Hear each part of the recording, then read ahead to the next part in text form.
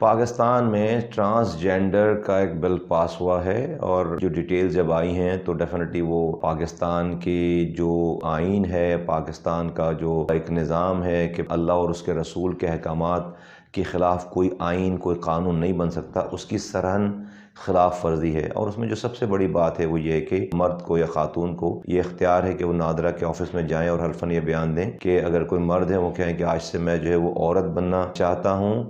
یہ فیل کر رہا ہوں کہ میں عورت ہوں، تو وہ عورت کی کیٹیگری میں چلے جائیں گے۔ کوئی خاتون جا کر کہیں کہ میں آج سے فیل کر رہی ہوں کہ میں جو ہے وہ مرد بننا چاہتی ہوں، تو وہ مرد کی کیٹیگری میں ان کا شمار ہو جائے گا۔ بیسیکلی یہ اس طرف لے کر جا رہی ہے بات کہ جہاں پر آپ اللہ تعالیٰ کے ایک بنائے ہوئے نظام کی خلاف ورزی کریں، اور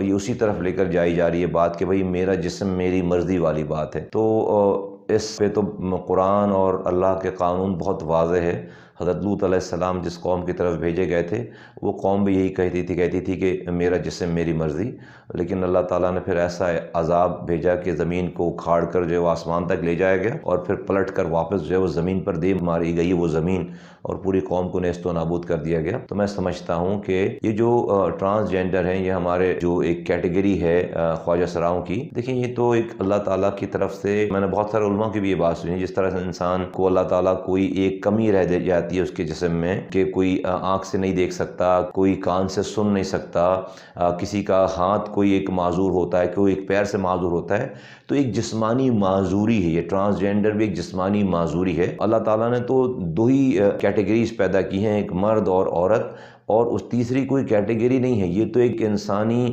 معذوری کی بات ہے کہ ایک انسان کا ایک جسم کا کوئی حصہ جو ہے وہ اس سے معذور ہو، ان کی بالکل ان کے رائٹس ہونے چاہیے، ان کے عزت کے ساتھ ان کے اختیارات ہونے چاہیے، اور اللہ تعالیٰ کی طرف سے اس کی ایک کمی ہے۔ تو جس طرح سے ایک ڈسیبل لوگوں کو ڈسیبلٹی کے ساتھ جو کسی چیز سے ڈسیبل ہوتے ہیں ان کی لک آفٹر کی جاتی ہے، ان کو ان کا اختیار اور ان کے حقوق ہوتے ہیں، اس طرح سے اس چیز کے بھی حقوق ہونے چاہیے۔ اور ڈیفینیٹلی آج تک طب کا شعبہ،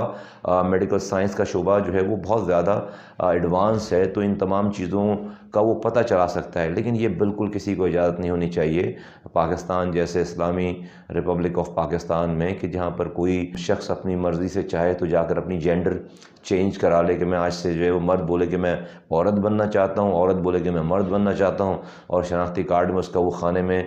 وہ چیز لکھ دی جائے، اسی حساب سے اس کی جائیداد بٹ رہی ہے، اسی حساب سے اس کی شادیاں ہو رہی ہیں، مرد مرد سے شادی کرے، عورت عورت سے شادی کرے۔ یہ اللہ کو ناراض کرنے کی اور اس ملک پر عذاب اتارنے کی ریسیپی ہے۔ اللہ تعالیٰ نے ان چیزوں کو معاف کیا نہیں ہے، تو ہم اس کی بالکل مخالفت کرتے ہیں اس چیک کی، اور اس کو فوراً سے پیشتر جو ہے اس کو صحیح ہو جانا چاہیے، اور اس میں کوئی دو رائے ہونی نہیں چاہیے، کوئی اس کے اوپر بحث ہونی نہیں چاہیے۔ اور جو لوگ اگر یہ جان بوجھ کر یہ کوشش کر رہے ہیں تو ان سے نپٹنا چاہیے، یہ ٹھیک بات نہیں ہے۔